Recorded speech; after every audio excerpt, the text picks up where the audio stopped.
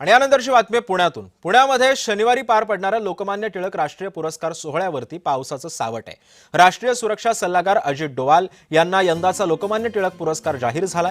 केंद्रीय गृहमंत्री अमित शाह यांच्या हस्ते पुरस्कार प्रदान करण्यात येणार आहे। मात्र 2 दिवसांपूर्वी सुरू असलेल्या या पावसामुळे कार्यक्रम स्थळाबाहेरील रस्त्यावरती खड्डे आणि चिखलमय ते रस्ते झालेले आहेत। याच कार्यक्रम स्थळावरून आढावा घेतलाय आमचे प्रतिनिधी आदित्य भवार यांनी। राष्ट्रीय सुरक्षा सल्लागार अजित डोवाल यांना उद्या लोकमान्य टिळक पुरस्कार केंद्रीय गृहमंत्री अमित शाह यांच्या हस्ते देण्यात येणार आहे। उद्या पुण्यात ह्या 2 मोठ्या हस्तींचं आगमन होणार आहे आणि त्यासाठी आपण पाहू शकतो ह्या कार्यक्रमाची जय्यत तयारी अशी सुरू केलेली आहे। मोठा स्टेज उभारण्यात आलेला आहे, व्हीआयपी आसन व्यवस्था त्याच्या मागे करण्यात आलेली आहे। त्यासोबतच इथे जी व्हीआयपी गेस्ट आहेत त्यांची आसन व्यवस्था आणि त्यामागे सगळे जे नागरिक बसणार आहेत सर्वसामान्य त्यांची आसन व्यवस्था ही करण्यात आलेली आहे।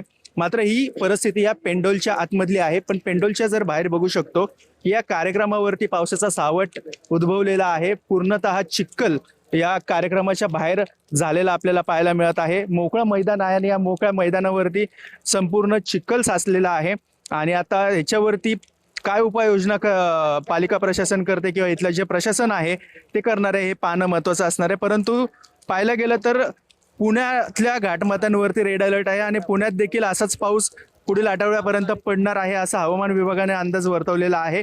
त्यामुळे अशीच पावसाची परिस्थिती उद्या देखील असणार आहे। ज्या ठिकाणावरनं हा रूट जाणार आहे त्या ठिकाणी काही पॅचेस दुरुस्त करण्यात आलेले आहेत, परंतु पुन्हा ते पावसामुळे खड्डे तिथे त्या रस्त्यांवरती निर्माण झालेले आहेत। स्वारगेट मार्गाने हा रूट या ठिकाणी पोहोचणार आहे, परंतु तोच मार्ग जर आपण पाहू शकतो की पूर्ण जलमय झालेला आपल्याला पाहायला मिळत आहे। त्यामुळे उद्याचा कार्यक्रम कसा पार पडेल हे पाहणं महत्त्वाचं असणार आहे। पुण्याहून मी आदित्य भवार, जय महाराष्ट्र। आणि या सगळ्या संदर्भामध्ये सध्या हा पुरस्कार सोहळ्याचा कार्यक्रम आयोजित करण्यात आलेला आहे। पावसाचं सावट या कार्यक्रमावरती आहे आणि या सगळ्या पार्श्वभूमीवरती रोहित टिळक यांनी काय प्रतिक्रिया दिली ती सुद्धा आपण पाहूया।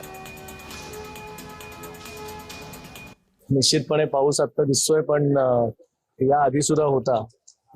अनेक वर्ष जेव्हा पुरस्कार हा दिला जातोय तेव्हा, पण एक टिळक प्रेमी वर्ग असतो की जो या पुरस्काराला निश्चितपणे येतो आणि कायम हजेरी लावतो। आणि डोवाल साहेब आणि अमित शहाजींना ऐकायला यंदाच्या वर्षी सगळ्यांना यायचं। या पुरस्काराला एक वेगळं महत्व असल्या कारणाने हा पुरस्कार एक चांगल्या पद्धतीने पार पडेल ही आम्हाला खात्री आहे।